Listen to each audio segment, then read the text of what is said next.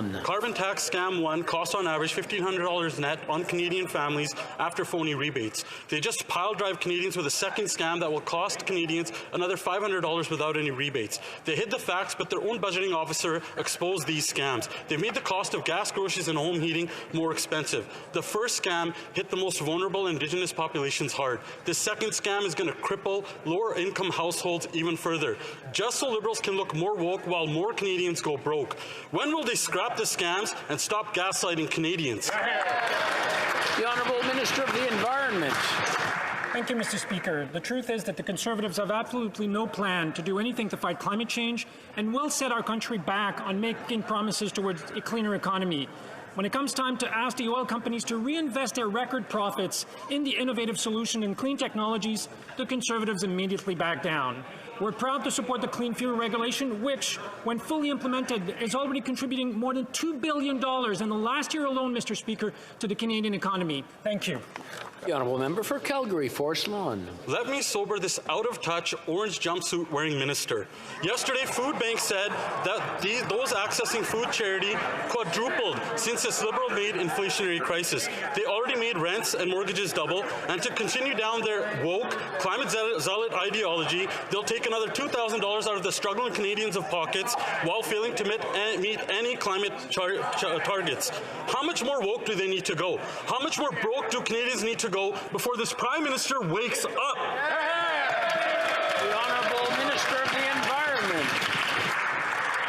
Mr. Speaker, I'm told that orange is a new black, but to expand on the benefits to the Canadian economy of the Clean Fuel Standard, let me talk about the Tidewater $342 million plant in British Columbia.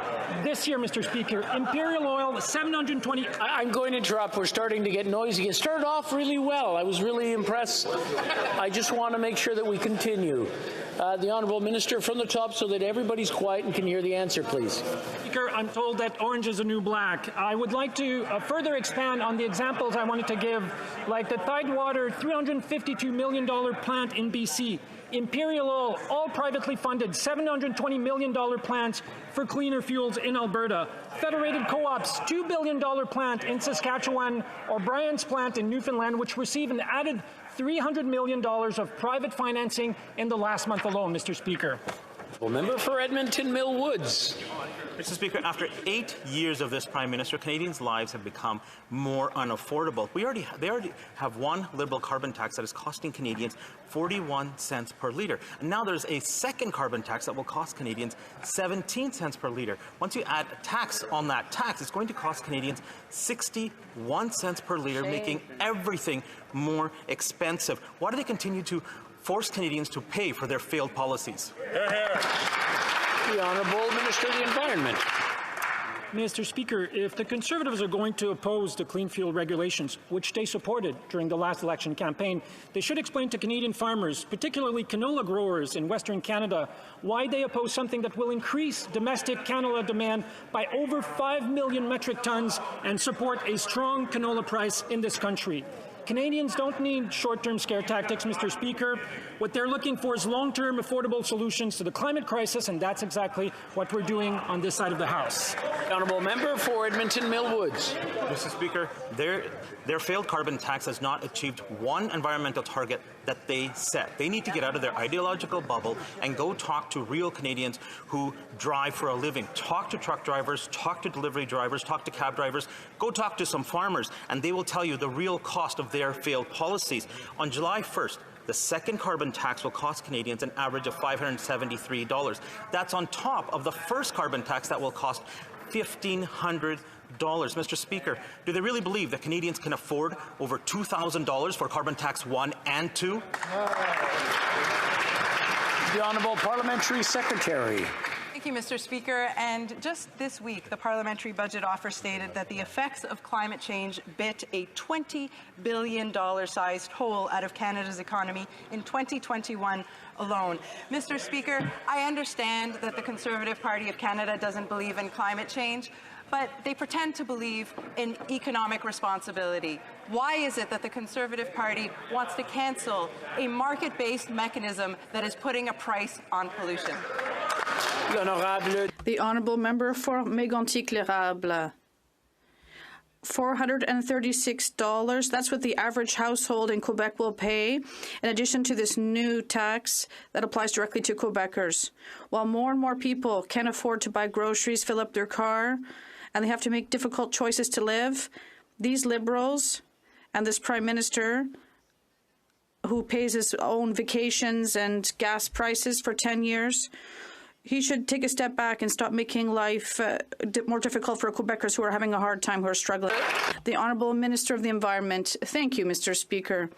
I would like to correct a question that was made by the Conservatives earlier in this House that was talking about a Quebec tax, and the member sent us this tax, and on this report we've seen